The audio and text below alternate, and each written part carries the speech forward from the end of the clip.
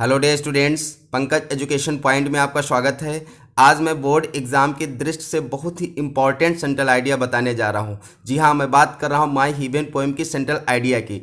इस पोएम की central idea अक्सर एग्जाम में पूछी जाती है, तो आइए इस इंपॉर्टेंट सेंट्रल आइडिया को शुरू करते हैं।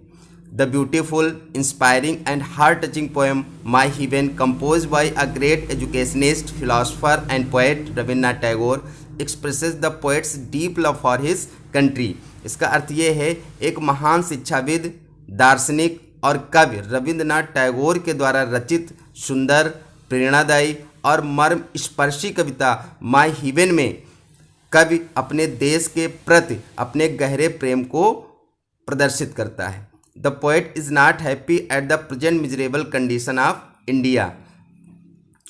कवि अपने देश की दयनीय स्थिति से प्रसन्न नहीं है। In the poem the poet gives a perfect picture of his country. कविता में कवि ने अपने देश के एक आदर्श तस्वीर को प्रस्तुत किया है। He prays God to make his country perfect. वह अपने देश को परफेक्ट, आदर्श, उत्तम बनाने के लिए ईश्वर से प्रार्थना करता है। He wishes that the people of his country should be fearless and brave. उसकी इच्छा है कि उसके देश के लोग निडर और बहादुर हों। They should have self respect. वह स्वाभिमानी हों, आत्मसम्मानी हों। Knowledge should be free to all in the country. देश में सभी के लिए नॉलेज बिल्कुल मुफ्त हो, मतलब नॉलेज प्राप्त करने में किसी प्रकार का कोई बंधन न हो। There should be no check on education. शिक्षा पर किसी प्रकार का कोई बंधन न हो। The society should not be divided on the basis of caste, religion, colour, language etcetera.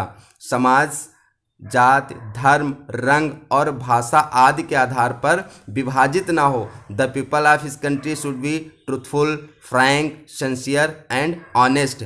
उसके देश के जो लोग हों वो सच्चे हों, निष्कपट हों, निष्ठावान हों और ईमानदार हों। दे शुड बी प्रोग्रेसिव, वो उन्नतशील हों। They should be guided by reason not by useless custom. उसके देश के जो लोग हों वो तर्क के द्वारा निर्देशित हों, न कि बेकार की प्रथाओं के द्वारा। अर्थात उसके देश के जो लोग हों वो बेकार की प्रथाओं से न चिपके रहें, बल्कि तर्क के आधार पर अपने कार्य को करने वाले हों। दे शुड बी यूनाइटेड, वह एक हो, मतलब उनमें एकता का भाव हो। They should make constant efforts to achieve perfection in the every field of life. वह जीवन के प्रत्येक क्षेत्र में पूर्णता को प्राप्त करने के लिए लगातार प्रयास करने वाले हों। In fact the poet gives the picture of an ideal country in the poem. वास्तव में इस कविता में कवि ने अपने देश के एक आदर्श छवि को प्रस्तुत किया है। इस प्रकार से इस पोएम में जिसके जो पोएट हैं उन्होंने ईश्वर से प्रार्थना की है कि उसका देश क्या बन जाए, एक आदर्श देश बन जाए, और उनके देश के जो लोग हों ईमानदार हों, प्रसन्न हों, खुश हों। और इस प्रकार से उसने ईश्वर से प्रार्थना की है कि हे ईश्वर, मेरे देश को स्वतंत्र बना दो, मेरे देश को आज़ाद कर दो। तो ये इसकी सेंट्रल आइडिया है, अक्सर एग्जाम में पूछी जाती है। इसको बहुत अच्छी तरीके से तैयार करेंगे। उम्मीद है कि इस बार भी ये पूछी जाए, अक्सर ये पूछी ही जाती है। तो मिलते हैं अगले वीडियो में। थैंक्स।